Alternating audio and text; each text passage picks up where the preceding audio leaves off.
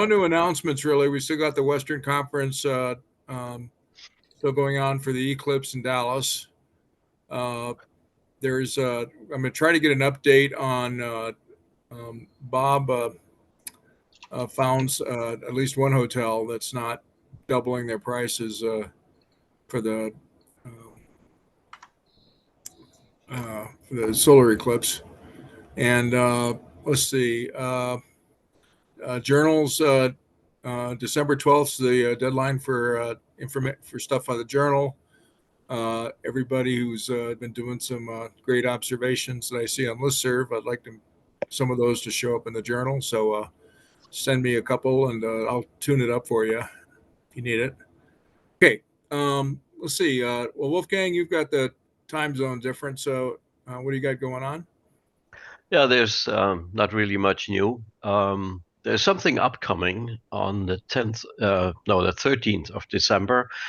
At our location, there will be a occultation of the galactic center by the moon.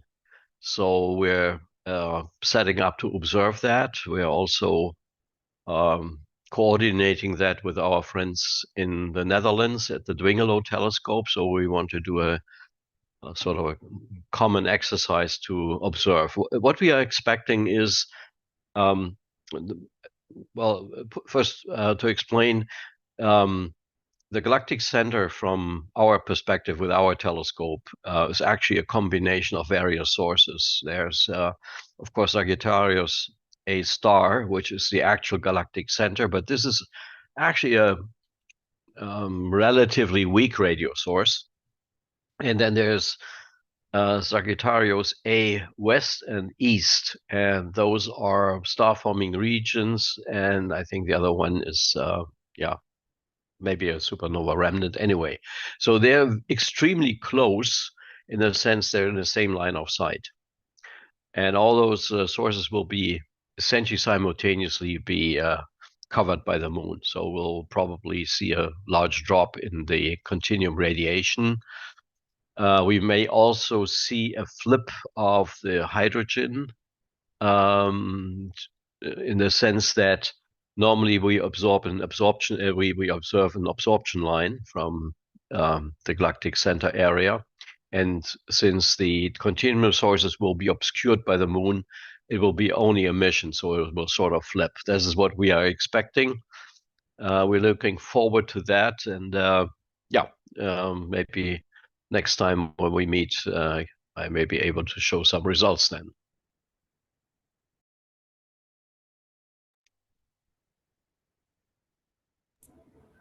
You were going to be observing another unique feature last time you were on, and I forget what it was. Somebody had a gamma ray burst or something like that, and you were going to see if you could see. Yeah, we were observing that source, looking for eventually a fast radio burst, but we didn't see anything. So, yeah, it was not unexpected, but we didn't want to miss it just in case something would be happening. Yeah, I already forgot about it.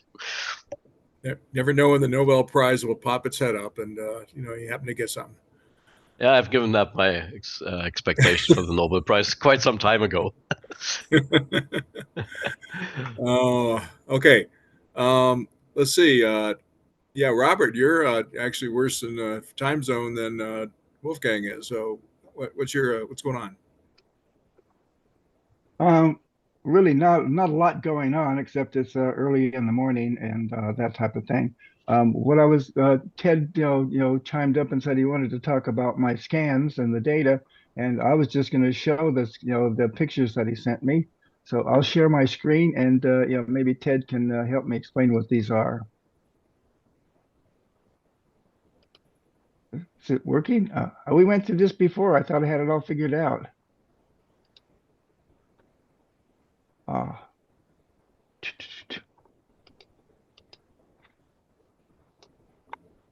Can you see that? Yep. So Ted, what do we think all this is? You can have a go at it.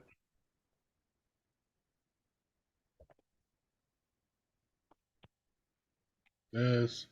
Okay, so you made you pointed the antenna at several places up in the sky, um, with different elevations. You waited for the Earth to revolve, rotate, and you collected data across the sky at different declinations. And if you plot the intensity, that green line bumps up a little bit from the red line, um, showing more power in certain places. What confused me was the bottom one. I was used to two bumps, but you're down so low below the galactic plane that it just comes a big mush as it goes near the galactic plane. So I thought that was kind of fun. This Yeah. was parts of the sky I don't have data for. I can't see it from my location. And so I thought that was kind of neat. On the right hand side, it's kind of the same thing, but now in color. Yellow is a bright light color. Is that what you're looking for? I think So it's based, nice data so far. yeah. So basically, what I did was I, tried to, do the RA and DEC. You kept telling me you didn't know where I was pointing. So what I did was I tried to do, like RA at a, 180 degrees pointed at south. And then I tried to point just above, the southern pole. And I did the scans for, for a time there. And then I bumped it up, 10 degrees and took, more scans. I bumped it up another 10, until I got up to the zenith. And so what you're seeing is the antenna, coming up from the southern pole, going up to the zenith from Sydney. Does that make sense to you? I like it. Yeah, I was just confused because I didn't know where you were pointing. We had to communicate what each data file represented. And so I've made some guesses here. I think we're probably in agreement. We should talk about that sometime too. There's a way with my easy call to have that elevation information as well as the azimuth written into the data file. And so we need to chat about that sometime. Yeah, Even if you write it into the file name, that would be good enough for the next guy to figure out. right.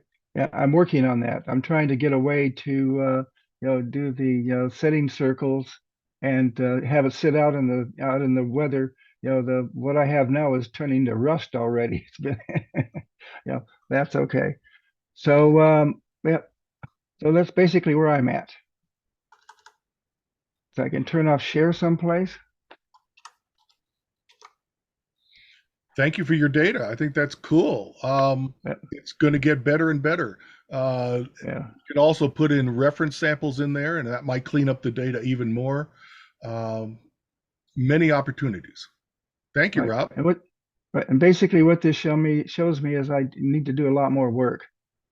I took the my scope in a box, tore it down, unplugged the electronics because we were going to the eclipse, and I haven't put it back together. You know, I think we all learned that it's never ending, and that's uh, kind of part of the fun. yeah, and yeah, I have a whole bunch of extra parts now, to try to put together the interferometer, but I'm, figuring out how to do that now. Anyway, I'm done. There's lots of hydrogen to study before you get to there. So yeah. Right. Is there a chance, since you're down south, that you could do what Sagittarius A star and I don't know if you're going to be occulted with the moon, just like Wolfgang would be. No, I won't be occulted by the moon. That's a northern hemisphere occultation. Yeah, it's also a fairly local thing. Just like a solar eclipse, it only appears in certain places. Okay. And we're just in the right place for the time. Right. So I do have a question about the occultation. When we did occultations of Pluto, we were able to do atmospheric, calculations for Pluto before the New Horizon probe did the flyby. Will you be able to do the same thing for this occultation of the galactic center? No, we will essentially not see anything of the atmosphere. What we will see is just the drop in the total power. If it would be a confined source, which it actually is not, it's not a point source, we would be able to see diffraction patterns as the moon comes close to the to the source that it's shadowed. But both Sagittarius A and West are somewhat extended, a few couple of arc minutes, I believe. So we won't be seeing we'll be just seeing the drop in power. Right. So it'd be like for the optical, we saw the light curve. Okay, when the occultation of Pluto, and we were able to. Yeah. Okay. Thank you. Yeah, it's just a light curve that you see. Yes. All right.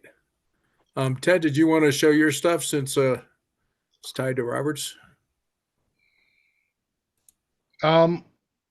Sure. Let's give this a try. I'm just changing file names. Yes, let's give it a try. Okay, so what have I got? I need a picture.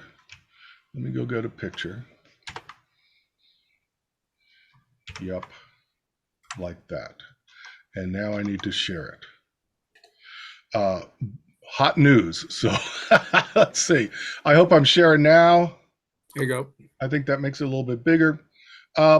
So out on the web, I saw an antenna like this, much like what Wolfgang has described in his 4 papers. I kept looking at the last one because it compares them. Indeed, Wolfgang was saying, look at the first one also, where you talk actually about the antenna pattern. So it's a bunch of metal plates on some kind of stick. And really the ones on the right are the action items.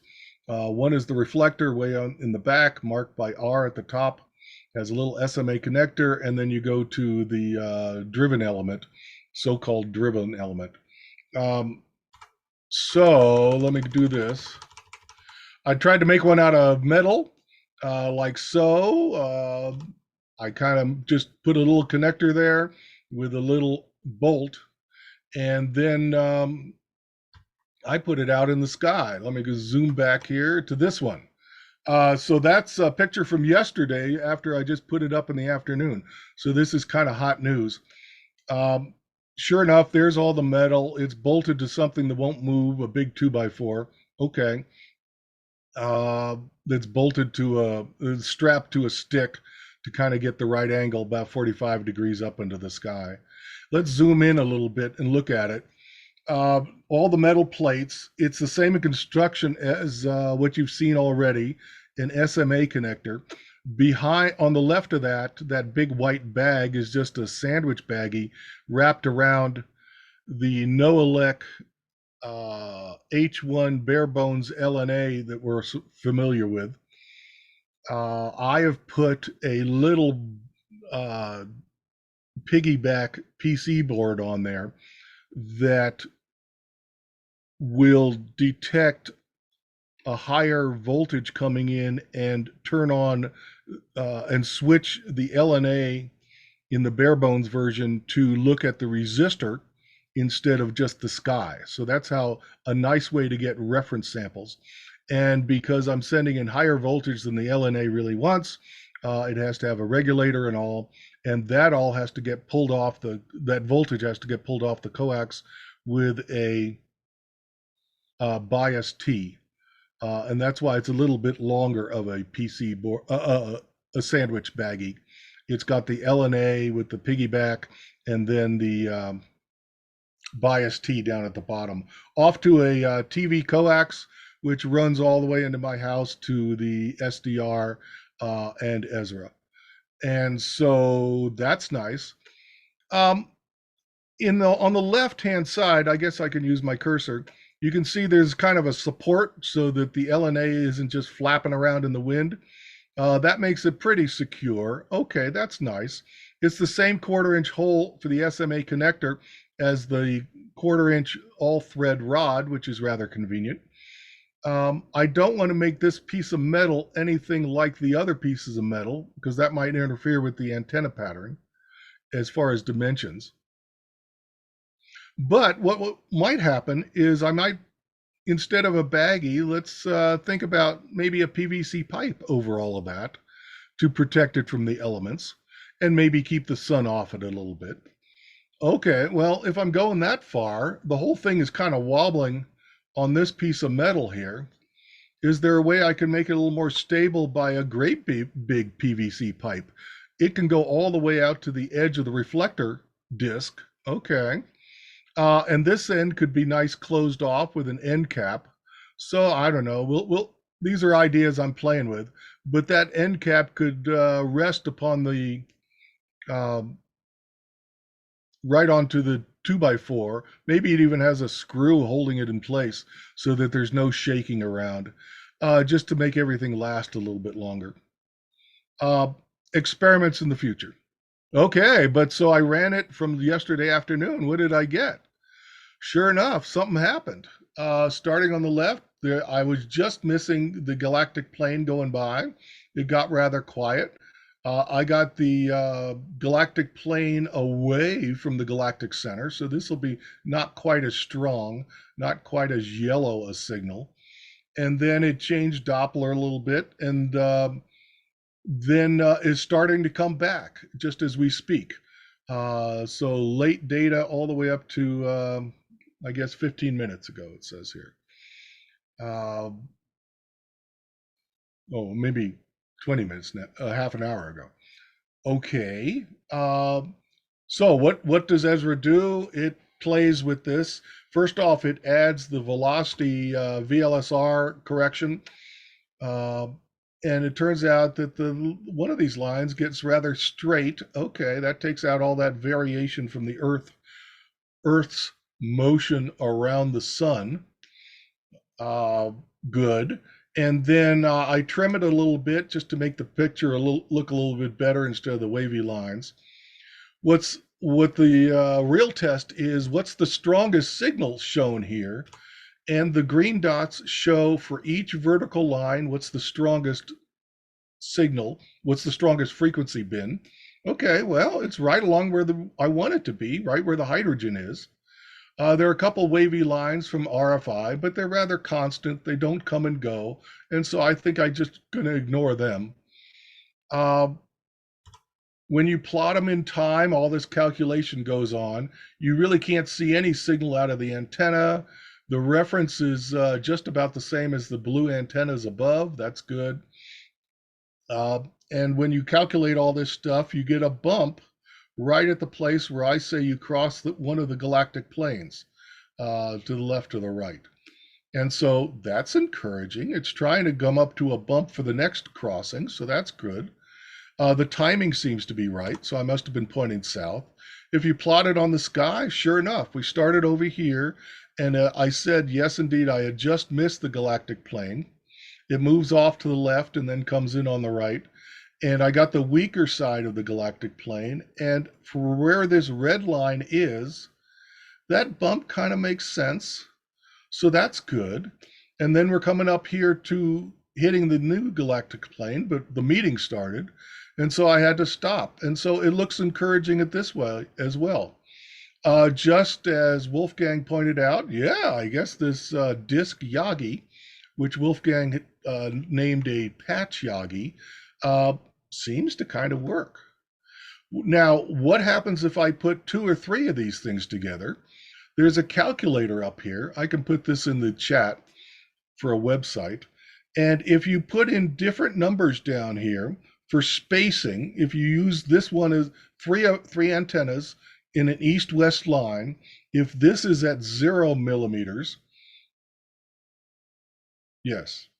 And if this one is at 17 and this one's 203, then you get kind of a neat pattern out of 3 antennas. You now have an antenna array. And there's a thinner, major lobe here at the center than there would be normally, with some side lobes that are way down to, it looks like about 7.5 dB. Well, 17 millimeters is pretty close to put antennas next to each other. There's probably going to be some interaction.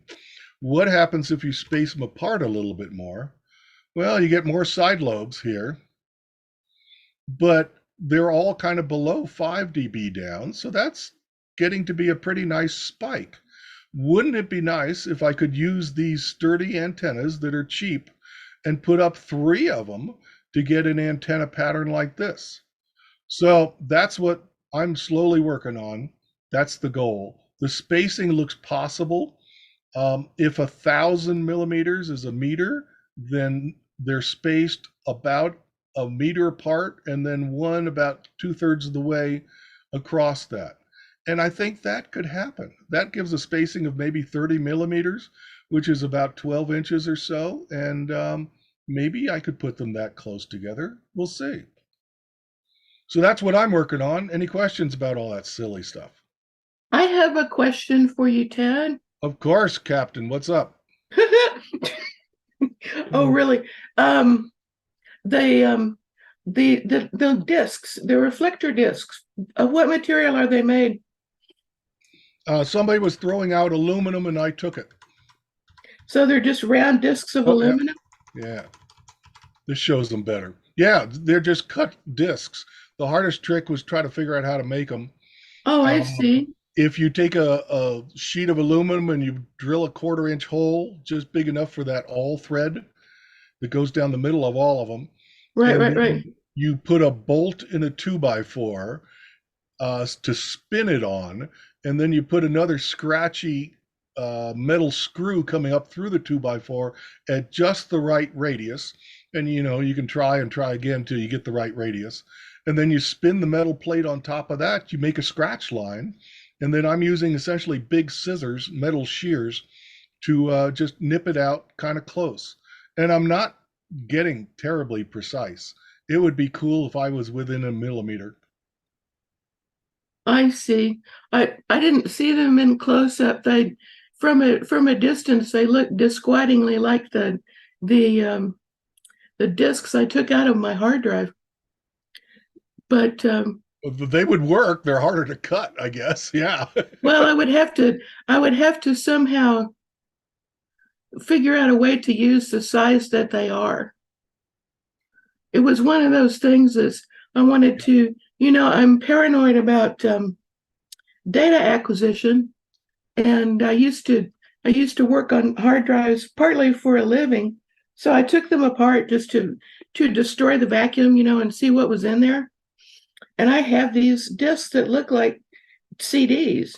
Yeah, nice shiny metal things, but they're nice, rather nice thick. shiny metal CDs that are still around here someplace, probably scratched up now, but I didn't really know what to do with them. So I have a bunch of anyway. hard disks to take them apart for the real strong magnets inside. So yeah, I understand.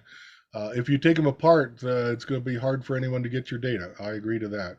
But I would start with even cheaper, even lighter, even easier to cut, just aluminum sheets. And I don't even know how thick these things are. Okay. How if you were to trot out in the backyard with a measuring device and measure the ray gun and the mount, how tall are they, do you reckon? The mount is just over my head, so that's why I get a nice picture of the blue sky behind it. That's as far as mounting, but I would just try to get it away from the ground. I would think that the ground might interfere and confuse the signal, maybe as the way Alex always warns us about. As far as how long they are, that metal rod from end to end, so from the back of the 2x4 all the way to the end of it, is a 2-foot all thread. Right. Oh, I see. Some scale. Can I make a comment on the hard drive disk that the magnetic coating may be lossy for RF? A lot of magnetic materials are. So with no way to measure that could leave it a kind of a doomed experiment if you aren't careful. Well, I wondered about that myself. I mean, it's not just enough to use one side or the other, I suppose. But it's one of these days. It's something else I can do with them aside from turning them into wind chimes or something. I like the wind chimes. I've seen it. I use the platters out of them to set my coffee cup on my desk. I ran across a website where they were talking about what to do with your old CDs. And the best one that I saw was you get a little flame like a Bunsen burner, and two sets of vice grips, and put one on either side of the disc, and hold the apparatus over the Bunsen burner, and you can twist it and form it. And as the disc melts, it makes all these rainbow colors. I haven't done it yet because I don't have a Bunsen burner, but I thought it was interesting. So Ted, just to remind everybody, do you have the dimensions of, you didn't do a 2.4 megahertz antenna, you did a 1.4 megahertz antenna, right? And you have the dimensions for that? Okay, so 1.4 megahertz is a smaller frequency, so the antenna has to be bigger, but it's going to be the ratio of 2.4 gigahertz to 1.420 gigahertz. And so I just took that ratio and multiplied all these dimensions. Wow, that's my first start. I don't know if it's precisely 2.4 gigahertz, for example, but this was a simple design. The spacing was a little bit easier for my fingers to get in there and play with the connector, so I chose this one. Let the experimentation begin. What is the dimensions of the discs? This is the version for 2.4. I have a text file that starts talking about the dimensions for what I did. Let me finalize that before I get people going off on my errors. But if they want to email me, sure, sounds good. I guess I'd need to put that link for that calculator in here. And I think Wolfgang has that in his 4 papers, right? What the 1.42 gigahertz version is? I'm actually not sure whether the dimensions are in there. What we essentially did, we purchased the antenna from this guy, Falk. And I don't think he has given the dimensions in his paper, but I'm not sure. I can look it up. I know we do have the dimensions of this very long antenna, which I purchased from the French guys. We have a drawing of that, and probably you can just take that and then shorten it, have less directors. Okay. Yeah, this would be a good thing to have in the journal, what the dimensions of this are, since it looks like it does work. So, all right. Well, let me make sure it really does work. We don't even have a full day or other things, and there may be side lobes to be a surprise. I'd like to point at the sun and get the beam width and things like that. Sure, coming to a video or journal article soon. Excellent. I think it will probably have the same disadvantage or limitations as a Yagi. So Yagis tend to have side lobes. Yagis tend to have a back lobe. We have measured this one antenna, this Falk antenna, and you've seen the antenna pattern. So it's reasonably okay. It is as advertised. How much of a benefit it is compared to let's call it an ordinary Yagi, I don't know. But in any case, it's fairly easy to manufacture. I mean, it's a threaded rod, and then you just have the discs, and I believe everyone can fairly easily make such a thing. So that's one of the benefits. Exactly. And if it's easy to make, that interested me. How can we get more people to be addicted like we are? I'm just trying to get people excited about radio astronomy. What's a simple way to do that?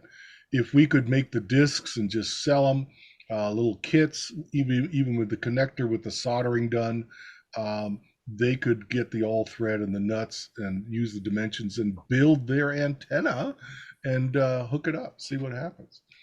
But Wolfgang, so if this was a Yagi, the spacing over here on the right seems really close compared to the wire Yagis I've seen. Is it different because it's a disc Yagi? That's a question we have. I'm not sure really, but I think it may have something to do with the active element. which is that's by the way why I called it, or people call it, a patch Yagi. It's a patch antenna essentially. Right. These last two are correct. The last two are. It's a patch antenna, and the spacing. Quite frankly, I haven't looked into the design in detail of that. I just took what other people have designed it, and we purchased two of these, the shorter one, the smaller one. And when I heard about the big one, and I heard that one was available, I just bought it, and just for the fun of having it, and I haven't done much yet with it because of other stuff, but it's good to have it and do some experimentation with it.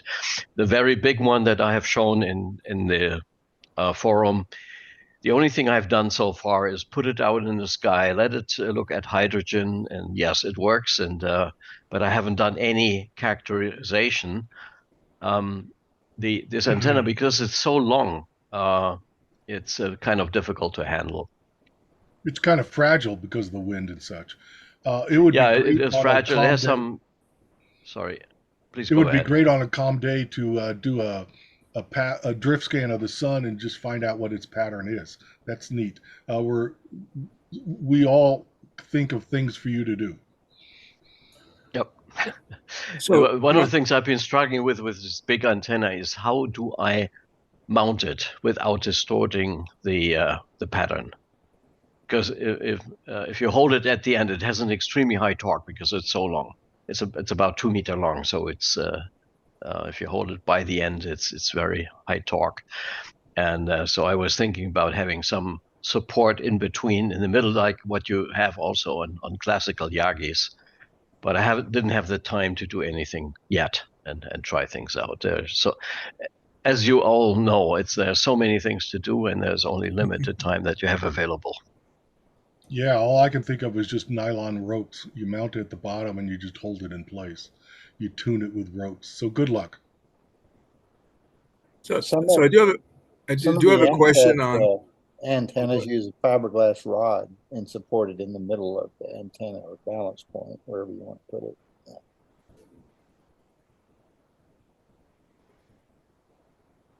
Go ahead, Rich. Okay, and Bob was talking about his fiberglass rods. I think I stepped on him, but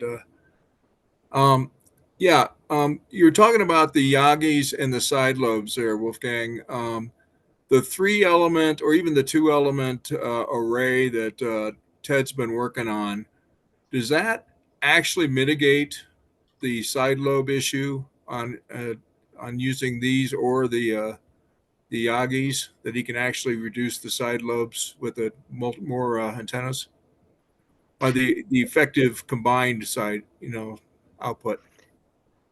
Well, first starting, Yagis are known to have a certain amount of side lobes and also back lobes.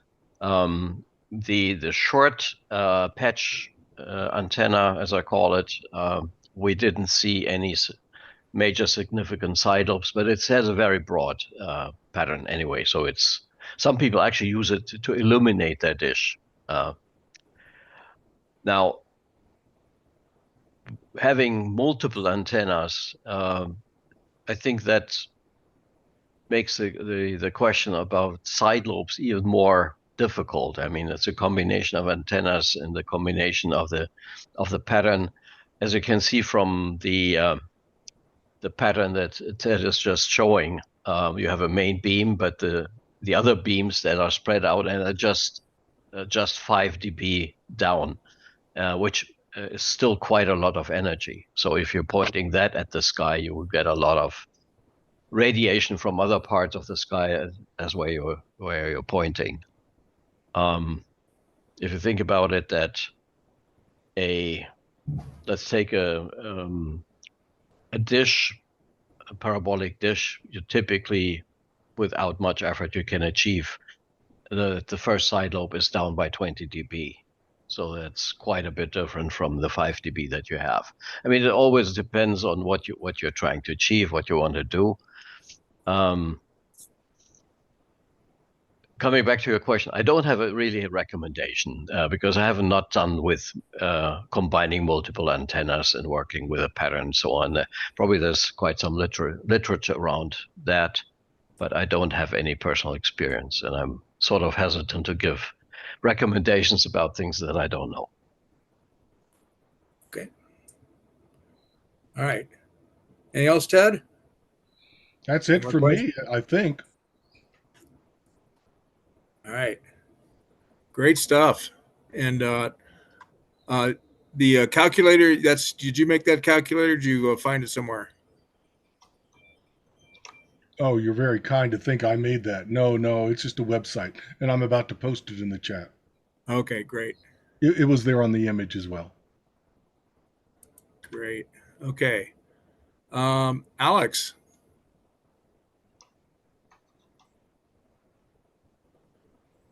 Hey, good afternoon. I don't have a whole lot. I do want to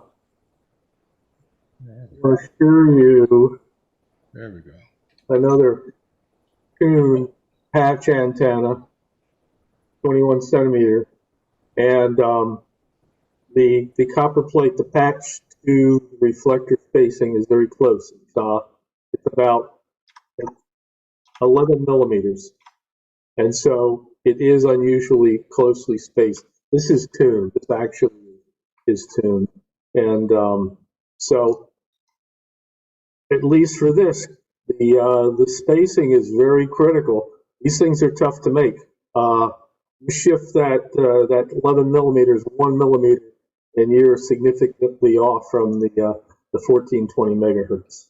But correlating to what Ted was showing in his antenna, yes, the driven element to the reflector is very narrow.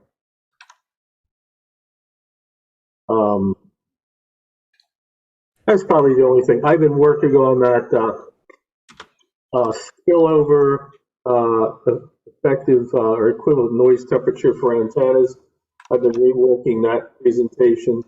That's going together pretty well. I finally believe I understand the process, and I'll put that together sometime. About it.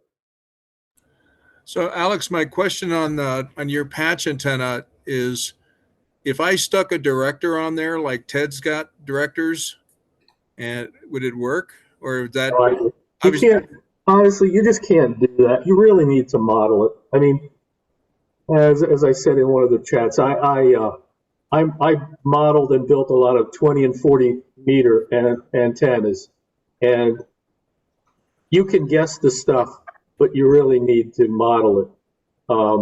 Especially at this frequency where you're almost getting into somewhere halfway between RF and light. You can guess a lot of things, but you really need to model it. Building it, you have no basis to know if that's good or bad. So I don't know. I mean, this is, for all effective purposes, identical in performance to my loop feed. I wanted to try this. It's not as rugged because these dimensions are very critical, but this one works fine too. So I don't know. I have no. I would have to model this and then add some elements to see what happens. I don't know. I was just wondering if Ted, instead of a disc, put a cake pan as his reflector. You have that would help. You're going to have, in order to compare the antennas, you need to actually measure the spectrum. You need to measure the cold sky to H1 in the same spot of the sky day after day, and actually get a plot that's in dB versus frequency that you can compare incremental changes. Doing a color spectrum is not going to allow you to define an antenna. So it takes some analysis and real tests to know what's right. Rich, to answer your question, looking around for patch antennas and trying to figure out the right name. Is it a patch antenna? Is it a rotated Yagi? Is it a disc Yagi? Just names. I found a thing called cigar antenna, and they start talking about the antenna that they put on the Voyager spacecraft to point back to the Earth. And it's one of these kinds of things. Now, indeed, at the base of it, they kind of had a patch antenna just like Alex was holding up. So I think it's possible as well to change the active elements of the driven element and the reflector way in the back to whatever you want. And then you're just providing a kind of a waveguide made out of patches all the way out along a long stick.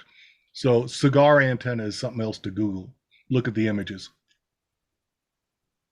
And the advantage of this is a choke ring that does help to shape the antenna a bit and to help eliminate some of the spillover. So I mean, this is different than a flat plate, and so this type of design could be built with your antenna, Ted. But you'd have to really do some analysis to see what the gain is and to tune it properly to compare. So I think you showed us an NEC model that actually had a cake pan essentially on the bottom. Wasn't that yours? So you can do that analysis, for example, or at least. I'm not going to trust that I know how to do centimeter NEC analysis. I don't think I have those skills. I did. It seemed close to the performance measured by the guy that originated this design, LM6AA, but it's I don't know. I mean, at this point, I would have to go do some tests or do some design and actually physically test it. Well, 20 meters, I could build an antenna and nail it. But when you're at this frequency, there's more variables. In the 20-meter range, there are basically wire antennas. Wire might be a 1-inch diameter segmented vertical, but these are surfaces. The modeling is different, at least for me. I don't have the expertise that to do that and know I'm doing it correctly. And that's why I asked. And didn't get many responses. Doesn't look like there's a lot of people that do NEC analysis. Thank you, Alex. I hear wisdom. Yeah. Right. My last question for you two is Peter East presented this impedance matching cable concept by adding a short run of cable between your LNA and the antenna. You can do impedance matching, which would give the total overall power level increase. It's not going away in your J factor, whatever it is on your impedance. So have anybody tried that yet, to put an impedance matching cable in? I'm hesitant in backfeeding my LNA with a cheap nano VNA for concern that I'd fry the first transistor.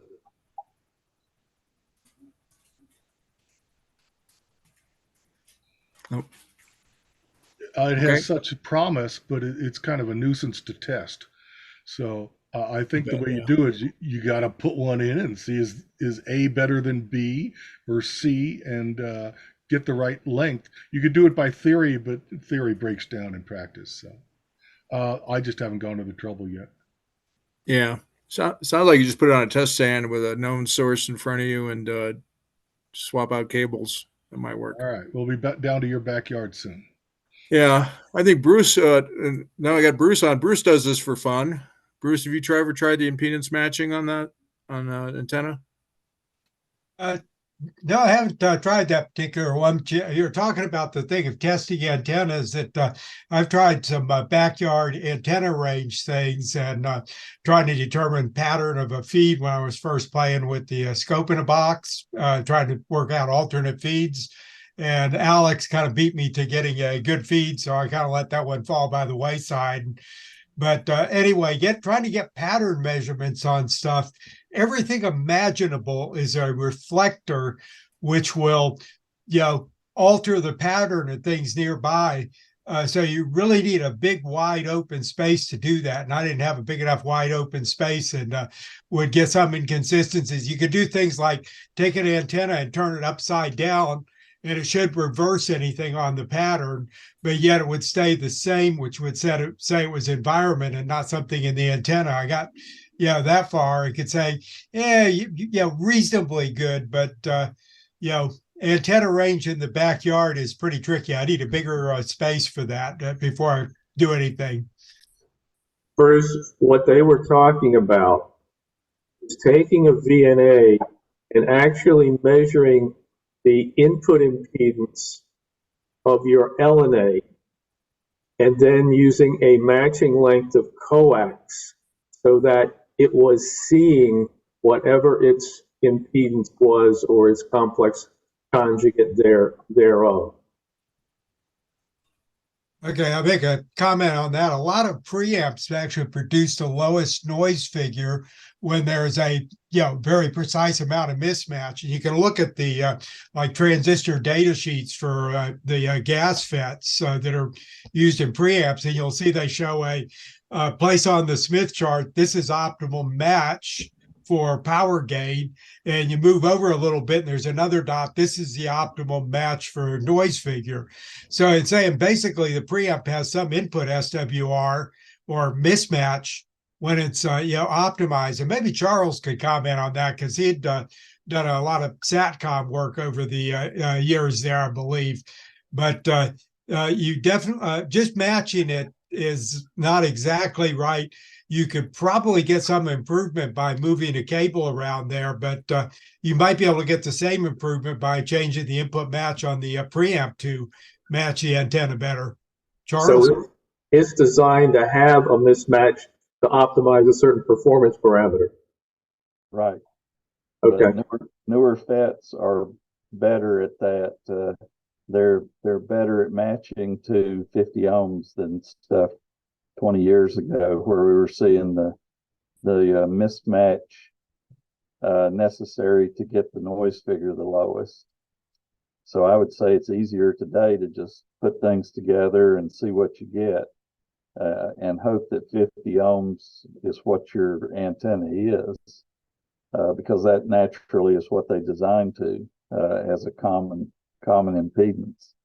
But I have seen, to go back to the antenna matching with coax, I have seen particularly helixes matched with quarter wave transformers using coax.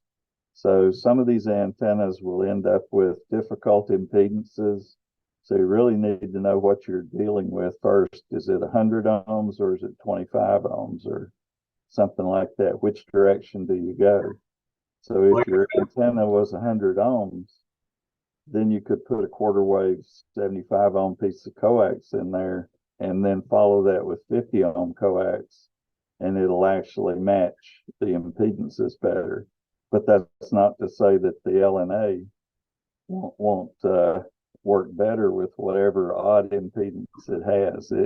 It's really a matter of testing to see if you're getting a good noise match anyway. We don't know what the let's say the hydrogen version LNAs with the SAW filters and everything in them, what they really want to see for a match. So far, we think it's 50 ohms, and that seems to be a very stable configuration. So I wouldn't spend much time worrying about trying to do a coax match. Get the loss to the minimum between the LNA and the antenna, and that's always a better place to be, I think.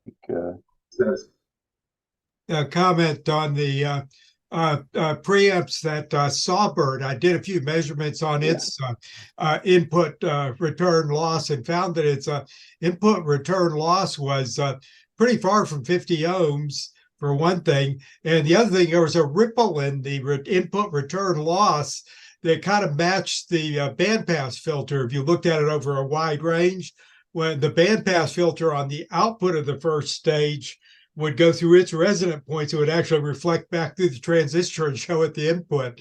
So it kind of says there was a lot of oddities in there and making stuff work. So, sometimes trying something that sounds like a dumb idea might actually make it better. Who knows? Yeah. What causes that shape that we see in the Sawbird output, the kind of three-fingered salute approach? Anybody know what that is? Is that DSP, or is that the SAW filter, or is that some mismatches, or what?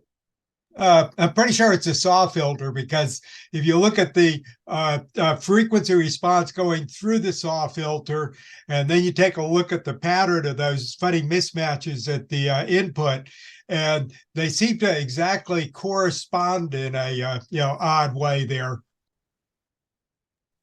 I think I'm pretty certain it's a SAW filter. Okay. Yeah, I thought the SAW filter was much wider than what we see, the distance between those three bumps, but it may just be the first ripples or something that we're seeing. What do you think, Wolfgang? Is that a fair assumption? Because they're only a couple of megahertz apart, I think, where those corners are in the frequency response that we see on the FFTs and things. Well, I think the SAW filter first of all, I think Marcus Leach would actually be knowledgeable about what filter has been used. I mean, I think he commented it's a SAW filter because he was somehow involved in the design of it. If I recall correctly, the bandwidth is about 40 megahertz, but I don't recall what the ripple is. Actually, I had one on my test bench today, but I didn't look for the ripple. I just looked at the noise figure of that. Has anyone played around with SimSmith? Bob, Charles, you familiar with that? Let me just show you what it looks like. I had one that I couldn't download because it wouldn't let me. This is free. That one. This is pretty neat. It may be the one you sent me the link to, and when I tried to download it, my computer blocked the download. I don't think I ever sent this to you. This is SimSmith, and as I think maybe Charles was alluding to, you could create a transmission line transformer if you want, two different impedance cables, and play with it and see what the length would be to optimize to couple to a source and a load together that had some impedance factors. This is pretty neat. I used to 10, 12 years ago, I used to characterize my antennas. In fact, you can actually use an analyzer, do a sweep of your antenna, bring the sweep in here, and play with doing impedance matching. Kind of a fun. It exceeds my knowledge of electrical engineering and RF, but it does do a lot of things, and it's free, fun to play with. That's my story. I think I mentioned this before, but there is a YouTube video where a fella goes through that process of using I think he's using a VNA, and then he tells you how to figure out what the transmission line needs to be to make the antenna move to a particular impedance that you want to match. Now, the comments about what that impedance is into the SAW filter are correct too, because that's always a mystery as to what that real impedance needs to be coming into an amplifying circuit. And so just measuring or quantifying it is the best approach, I think. But you can also take the VNA, the network VNA, and put it in a Smith chart mode, and you'll see a chart just like the one that Alex just showed. I can go back 50 years and have a thing where I had a antenna for a telemetry system that I was working with, and doing some analysis with a Smith chart and a slide rule. If anybody remembers what that is, next to the area where I was working.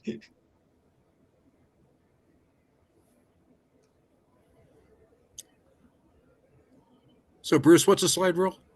Oh, never mind. Oh, I'll get one and show it to you. Just for those people under 60, I guess, is actually 65, because I didn't have a slide rule in school. I had one, but I never had to use it.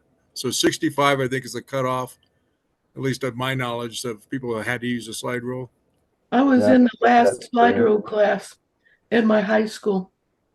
Oh, really? Yeah, we were the last class to be taught how to use the slide rule. I used the slide rule in high school also, and was in competition where you had to go and see how you had to work 100 problems in a certain amount of time and get 3-digit accuracy on all the numbers. Our physics teacher used to yell at the guys because if you take a slide rule and point it at someone like you're throwing something, the middle bar will come out and fly across the room. I actually have a slide rule Smith chart. So it's a circular slide rule that's a Smith chart, but I can't find it. It's here somewhere. It's about, that big, 8 or 9 inches in diameter. It's pretty handy. Well, the thing that's nice about that, or understanding that, is that if you're off, if you're either above the line or below the line, and the direction you are means you either need to add capacitance or add inductance to get the circuit to match. And when you add transmission line, you're adding inductance and you're adding capacitance, because the line has capacitance and inductance as it moves along in length. And you're also, in my mind, setting the distance to be an equal wavelength between the input to the amplifier and the output of the antenna. The slide rule that Bruce held up looked big enough to take a nap on. So impressive. Thank you, Alex. I like yours too. Looking good. The slide rule has a couple handy scales on it for the log, which when you get problems that involve e to the x or natural logarithms, you just slide the thing along and you can continuously see solutions that are near your solution that, normal computer programs, don't do that. They kind of hide things, just give you the answer is 42 or whatever. Whereas a slide rule, you see a variety of nearby answers just from, looking at the thing. And for those exponential problems, it's really nice. You just move the runner along and, the solutions are there, So, it was actually a pretty convenient, pretty quick way to handle those problems. Hey, Bruce, show while you're talking, show your slide rule again, because I don't think the video picked it up. Oh, there you go. That's a I always felt like it teaches you how to estimate using a slide rule, because you don't. Anyway, answers are basically good to 1% accuracy if you're working quick, and you get down to about maybe 1/4% accuracy if you're very careful with it on things. But in the past, resistors more closer than 1% or capacitors, for that matter, were very expensive. So usually you were 1% accurate answer was good enough. All right. Okay. Captain Ann, you want to go next? I'm not doing much. I got my wonderful equipment rack from Bob, and I'm trying to figure out how to reorganize my life so I can get all the stuff in there. In the meantime, I'm just doing Christmas stuff, and actually my big project right now is working on my dryer. And I recommend once every 23 years, whether it needs it or not, take the back off your dryer and clean the lint out of everything. And I don't know why I didn't set fire to the whole house. But anyway, that's what we're doing. Merry Christmas. Happy solstice. Your slide rule can reach into all those little cavities. That'd be handy. Good. Yeah. How big is this rack that Bob gave you? I remember talking about it. How The tall was it? beloved rack. It's like 5 feet by Oh, it's the big guy. Oh, wow. Okay. oh, it's lovely. You know, it's got these lovely stable wheels, and it's about 3 feet deep and about 2.5 feet wide. Wendy's She wanted happy, the and big maybe one. Bob's happy too. Well, Well, I I tried to hope talk that her into a smaller one, but she wanted the big one. So it was a bear to load that in the truck and get it over there to her. It has fans in it too, so it's nice for cooling. But it's maybe got fans and power supplies and all these wonderful foolish things. You know how sometimes you get something that you've wanted most of your life and you never felt like you could spend the money on it, and then after you get it you think to yourself, why didn't I just do this years ago? It's one of those things. Well, very cool, Wendy. I hope you like where you live. You're never going to move again. No. Bob, how close are you there? How close am I? to me, not very close. But No, not close at all. I was just, like I say, it was yeah, that's the thing. I want to get as much equipment into it as I can because I have very limited storage space. Bob, you're a hero. Well done. He is. He is. I use several of those racks myself, and I had that rack that a friend of mine gave me, and I brought it over here, and it was stored in a barn. And I called him one day and I said, you know, I'm really not using this. Do you want it back? And he said, oh no, he didn't want it back. But Wendy said she wanted a rack. Okay, here comes a rack. Well, yeah, I mean, yeah, if you don't have some kind of a rack to put your equipment on, it winds up on a shelf or on the, you know, which a rack is, or it winds up on your desk, which is, you know, if you wanted to use your desk for the original thing a desk is supposed to be used for, you can't with all that stuff on there. And also too, if you want to rewire stuff, every piece of equipment in the world has all of the wiring stuff on the back, which means you have to take it off and turn it around and things go crash to the floor. How can anyone not want something like this? But of course, I'm in the honeymoon stage. Maybe I'll feel differently after a while, but I doubt it.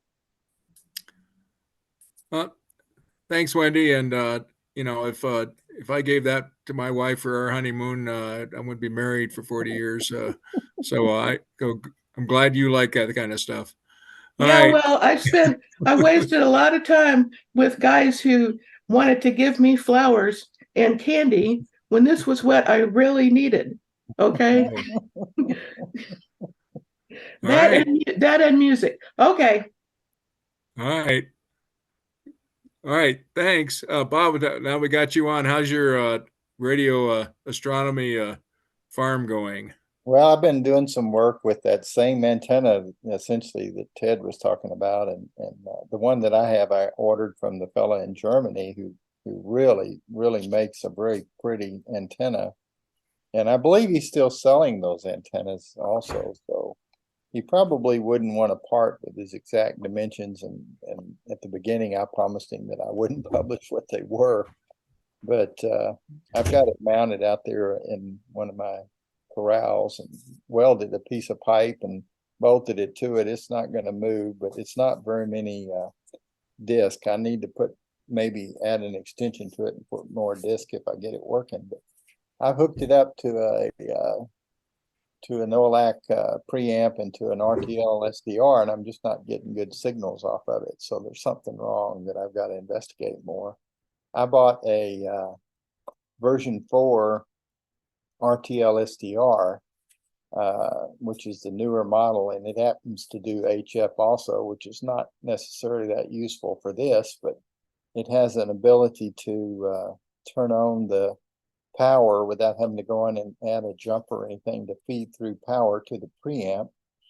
And I've wrestled with that for a long time. They just, within the past month or two, got the drivers online for the version 4 of those devices, and they just got the Osmocom SDR software updated to support that as well. And the drivers are backwards compatible, so if you had either type, it should still work for you. But I finally, they have this interface program you can run. It's called RTL_EPROM, and you can configure a couple of things inside the RTL device. One of them is to turn on the power to your preamp, and it says to keep it on all the time. Now it actually does shut itself off when you're not actively using the RTL SDR. And I finally figured out that Osmocom, when it starts up in its default mode, turns that power off. And I didn't know it. And so you have to purposely add to the interface that you want that power on. And I finally got that working. Of course, it's down at my corral, so I'm working on this remotely in my house using a remote connection, and I'm running back and forth trying to figure out what's going on. It's got a little LED on the back of the preamp to tell you you're getting power or not. So, but I finally got that wrestled down, but I'm just not getting signals like I should be. I feel I have a patch antenna that we built with just out of a piece of PC board material using one of those little $150 milling machines you can get online to scratch it out. And a young fellow that worked with me designed it and built it, and it's right on 1420. And that thing does produce some signals. And so I need to figure out there's a cabling problem or something else going wrong here. Now this antenna that I purchased, when he sent it to me, has two type-in connectors on it that are designed to pick up two different phases of the signal, I believe. So it's like, if you look at the round circle, it's 90 degrees around the circle from the other connection point. And so I've hooked them both up, and that might not be good. It may be that I can only use one at a time. I'm not sure, because it does put more capacitive load on the driven element. So I need to experiment it with both ways. So that would be polarization, right? You connected together? So there would be polarization, yes. Connected both polarizations together? I have two different receiving systems, one connected to each one. So no, they're not connected together. But I'm going to take my VNA down there and hook it up, see what it looks like. So I'm going to do some of the tests we've been talking about here. And I have looked at the preamps on my noise figure equipment, and I know they're working okay. But I haven't tried to look at the S22 impedance on them, I guess. But that is something else I could do, I suppose. So I have some more work to do there to get that all working. But I'm almost there. But I want to get it in this mode where it just works, and I'm going to just let it run and sit there and let the earth turn and collect data. That's the goal. What could we do with an antenna that has two polarization outputs? Wolfgang talked Rich talked for pulsars. Yes, you could get more energy, particularly pulsar would be polarized perhaps. And so then you'd get more reliable signal. Let me call it that way. You could combine them. Okay, so Wolfgang earlier you made the comment, Bob I think. first and then Wolfgang, if you could. You made the comment about let's try something silly and see if it works. That's sort of in the mode I'm in, maybe. But this is a broadband source in the hydrogen case, I believe. So it's not necessarily a polarized signal coming in, but the signal that is coming in could be shaped by other things that are happening between us. And so if I could get to where I could monitor it, I might discover there is some difference. However, I might not have enough sensitivity to see the variations in polarization with this small antenna. But they were there. He put the connectors on, and I didn't want to waste them. So I went ahead and bought two RTL SDRs, and I hooked them up, and we'll see what I see. That's my thought anyway. Wolfgang, what kind of different sources are polarized out there that we care about? I think of rotating satellites.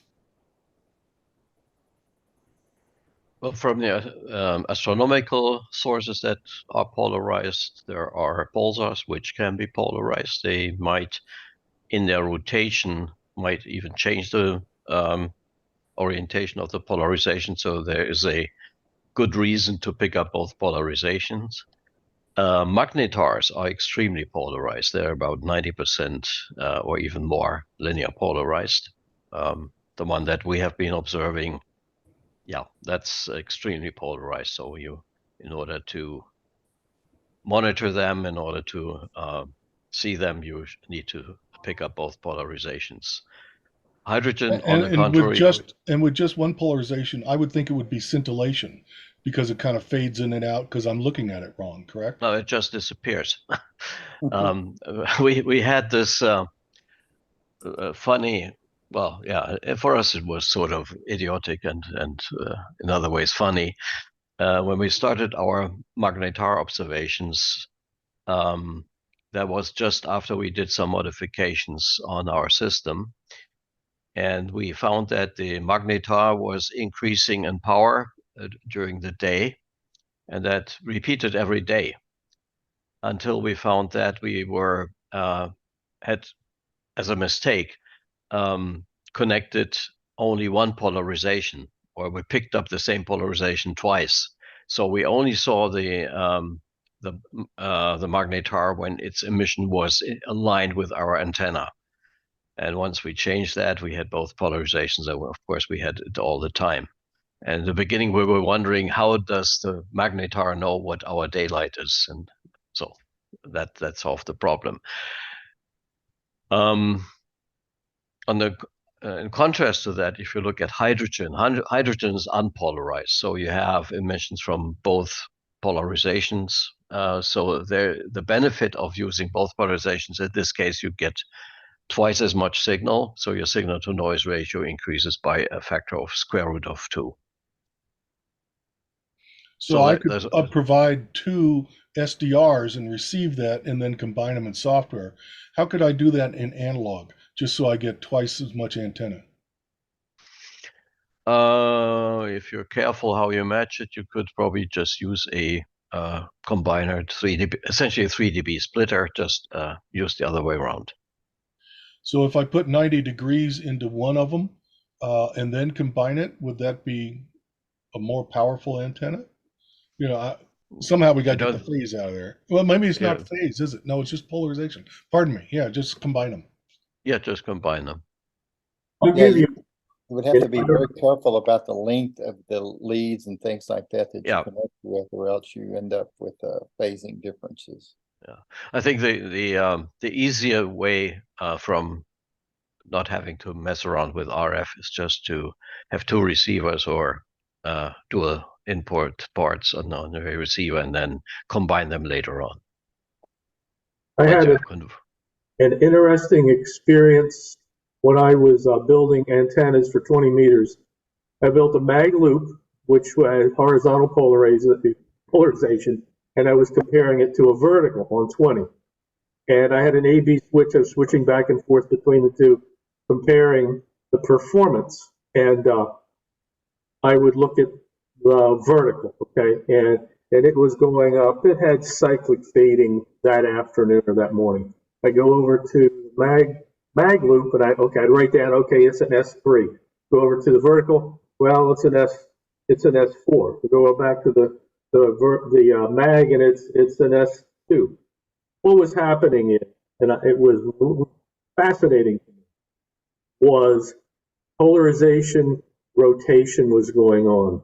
As the vertical faded, the horizontal picked up, and vice versa. And so I could go back and forth, and on it was maybe a 10 to 15, 20 second cycle on this particular day. Is the atmosphere was such is that it was rotating the polarization around that quickly. Yeah, I think the other thing that can influence polarization is strong magnetic fields. If the signal that you're looking at passes through strong magnetic fields between you and it, you could have some changes in your polarization.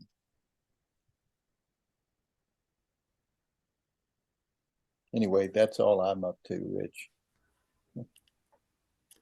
Does the like super SIDS and the meteor scattering, things like that, since it's reflection, does that change polarization? Reflection off the ionosphere?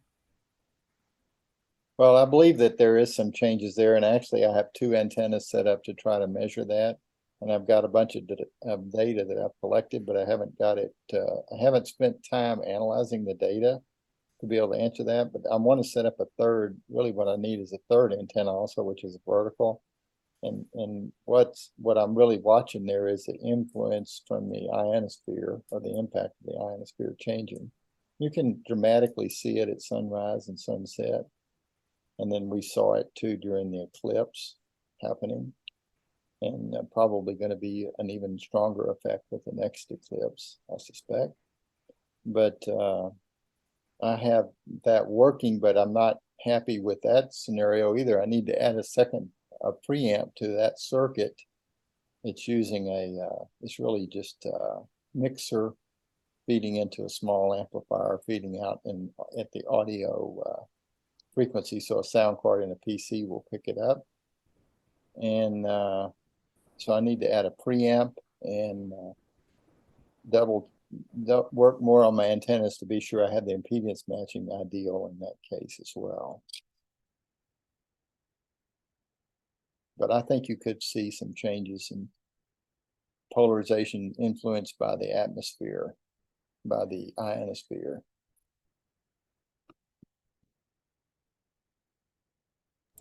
Well, we're talking polarization there.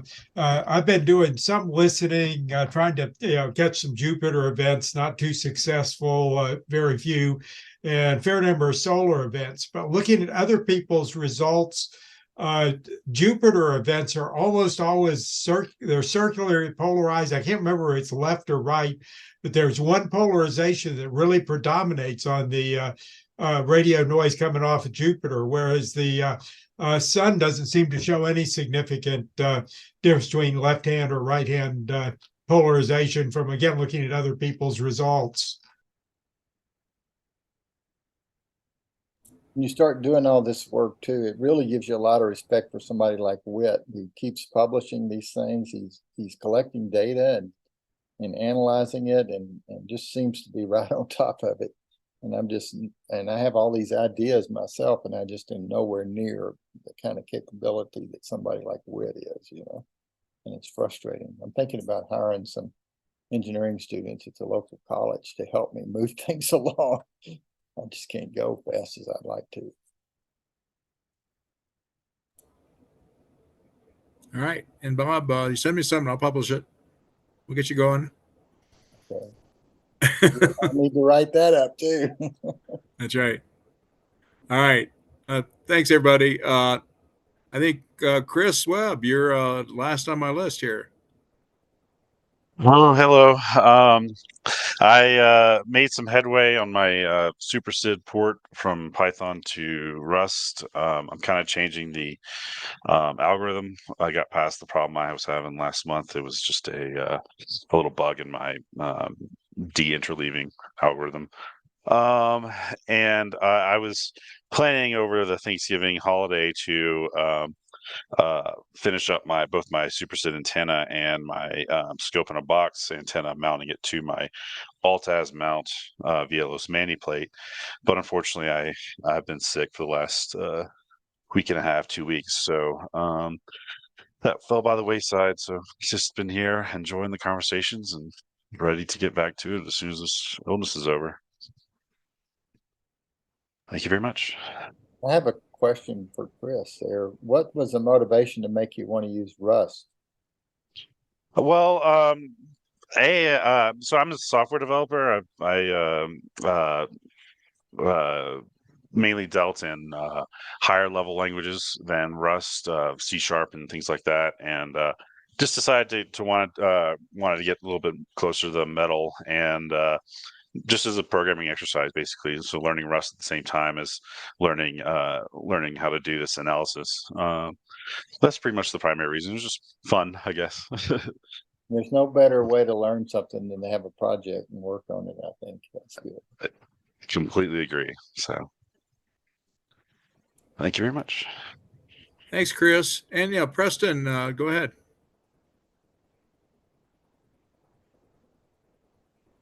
Okay, I was just wondering if I know we had a discussion not long ago about FITS files, and now I don't know if Ted was going to work on it or not, but I was wondering if there's any progress in that area.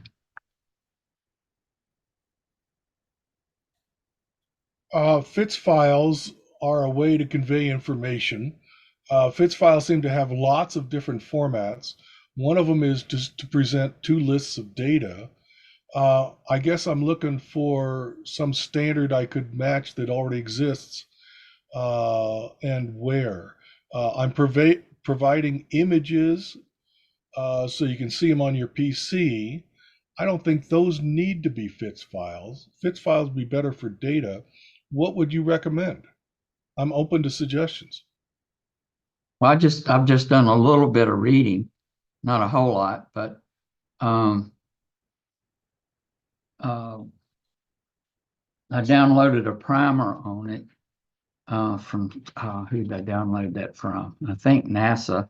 NASA has a pretty extensive talk on it, but apparently in the header, some of the information is standard, and then after you finish the standard information, you add whatever other information in the header you want to. And part of what you do is it defines what type of files you have. In other words, do you have a one-dimensional array, a two-dimensional array, or a three-dimensional array of data? And it lets you define that, tell them what you have that you're putting in there.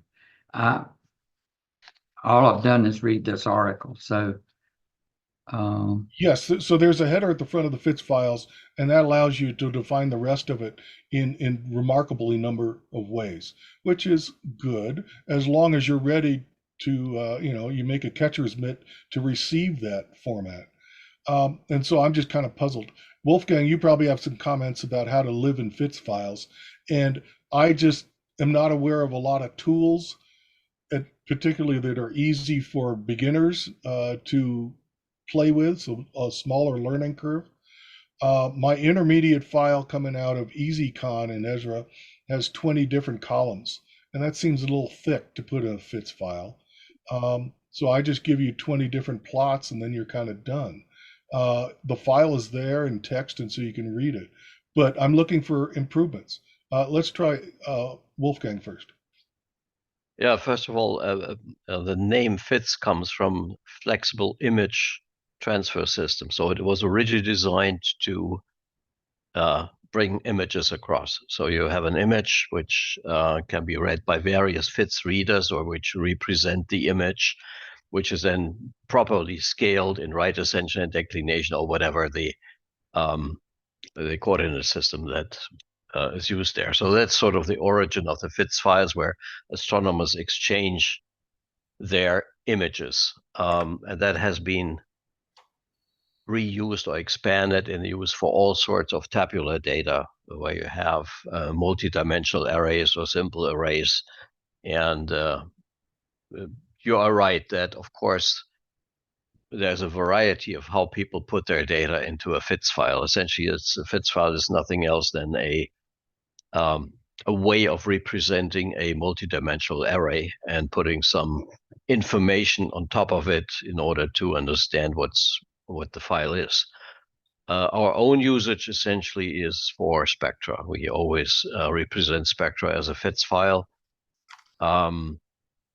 And there's a common way of how people represent spectra in FITS files. That's what we use. I'm not using it much for anything else. I have some comments about this too. I think I think it's a great idea to use the FITS file format. And one of the main reasons is because a lot of other astronomers are doing it. But the underlying thing is that for what we do, sometimes as an amateur, maybe you work your tail off and you finally get it working and you just generate one graph and that was good enough for you. You know, you're not really going to share your data or information. But a year may go by and you come back to do it again and your equipment has changed. You don't remember exactly what you did. And that's where the metadata comes in. If you are documenting everything, and like Wolfgang, if he takes data on a finite element or on a radio burst, and he wants to share that data, then he would just send them the file in a FITS format, and they would be able to read it and understand what he did and see his comments. Whereas Ted, if you happen to make a discovery one day with a signal that nobody else has heard and you want to share it, you're going to spend a lot of time trying to explain to them what your data file format is and how you collected the data. And I'm collecting data that I'm feeding into a university system on magnetic data that's going in routinely. And they set up a system that's not FITS. It's just what I'd call an ASCII file with a continuous stream of data, which is not efficient in terms of file size. And if I go work on my equipment or I work in the area and I know that it upset the reading, there's no place for me to make a note of that. Whereas if there was FITS files going, I could change the header information and say, you know, replace the preamp or rework the antenna or whatever it is we did. And you have that running history of the information. That's just as important as the data is, I feel. So that's my thought. Plus compressing everything. If you can do it in a compressed format so that your data files don't grow in size. If you're doing it on a large scale basis, and that's very important. So, so what I'm hearing is that potentially something Sarah could do would be to come up with a standard FITS file format for hydrogen, supersids, Jupiter, all the things that we measure, and standardize the FITS file, or find out if someone else has already done it from NASA or something like that and use theirs. Would that be something that we could do? 2024 goals? Well, it's already existing. I mean, there's a standard how people exchange spectra, like hydrogen spectra or whatever, OH spectra. Our best example is every 6 weeks we exchange or we send FITS files with the observation of OH masers to universities. So they can immediately read it. And everybody else is bringing in it in the same format. So my recommendation would be to use that kind of representation. It's also one of the benefits is that many of the post-processing software where you deal with spectra can read it directly. So you can work with the data directly in this other software. The only thing that is, let's say, preventing sometimes people from using it, it has a little bit more of a learning curve than just putting it straightforward into a CSV file or something like that. And also it takes a certain learning curve using this analysis software. That's why many people don't use it. I Does have a this question. analysis software have a name for me? I'm sorry? The analysis software, what is the name? It's class, or to be precise, is the class part of GILDAS. That's made by the French astronomers. I think I've mentioned that a couple of times. That's what we use. It's been around for a long time. It's available for Linux and Windows. I can put the link again in there. And having said that, also this software package has its own proprietary internal format, but typically people use it reading FITS files. I put the link in there. Yes, you've mentioned it before, and it's slowly sinking in with repetition. Thank you, Wendy. Yeah. Oh, I'm sorry, Wendy. Could you post a sample FITS file? I'll send you one. This can, Wolfgang, can you post an example FITS file?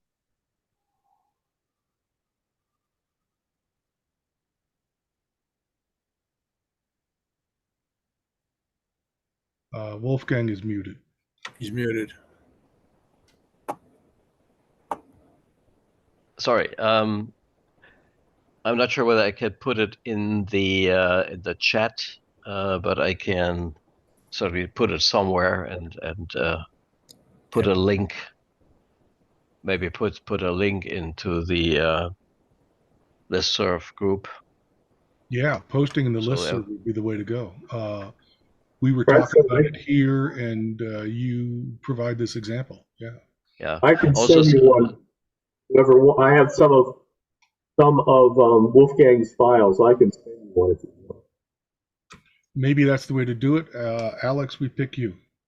Okay, I'll send it to you, Ted, and Preston. Well, I was just thinking, give us a link or post it, a small one up in listserv for everybody. I don't have a link. I mean, I just have it. Okay, Wolfgang sent me I'm eager to data. get the file. Wolfgang sent me data, so I can send it if you want. I started using the MIT Haystack stuff to save files. I think that's in a FITS file format, but I'm using their code, which is some other big database algorithm, and it does do some compression, I believe. Yeah, the MIT Haystack that I know of, they've had a change recently, did RAD files. But of course, no, they got new software written in Pascal. And so, yeah, maybe they have alternative formats too. And they just have the old one around for old guys like me. All right, yeah, cool. Just put a FITS file in the chat. I'm not sure whether that's working, but if you can give it a try. That's a hydrogen spectrum taken with our 2.3 meter dish. Now, Wolfgang, what does that look like when you process? I mean, what kind of software do you process, and what does it look like? The software that we typically use is what I mentioned. It's class, so we read it in class, and then we can plot the spectrum. We can do baseline fits. We can determine the RMS noise of the baseline and things like that. So that's our sort of standard procedure. So we will write it in this FITS format, and then this program just reads it and can do all sorts of things. And The header is ASCII. if you're not, I'm sorry. The header is ASCII, but the data is binary. Yeah, that's right. The data itself is binary. That's also what's stated. I think it's stated in the header that the actual data is 32-bit floating points. And if you don't want to use programs like class, there are libraries available that can read FITS files. In Python, you would use PyFits or use AstroPy, so you can directly read if you're more comfortable with not using class. And by the way, PyFits, so the Python library for writing FITS file, that's what we use for actually writing. So we collect the data from our SDRs or other spectrometers and then write it in the FITS file using that Python library. And having the data in binary makes the file more efficient and smaller. Yeah, I mean, this one, it's about 20 kilobyte, but it's a simple spectrum. It's maybe, don't know how many spectral channels this one has. I haven't looked it up, but it's binary, so it's fairly efficient.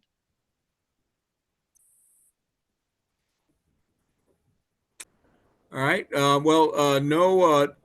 This is the last one we're going to have for the year. The Australia guys, too close to Christmas, and same with the Drake's Lounge. So this is our last Zoom session for the year. We'll start up again in January.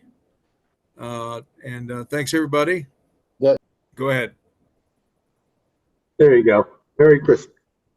Oh, that is beautiful. Good job. That's a slice through. I don't know what the declination is on that one. You need an Etsy account so you can sell these things. Anyhow, Merry Christmas.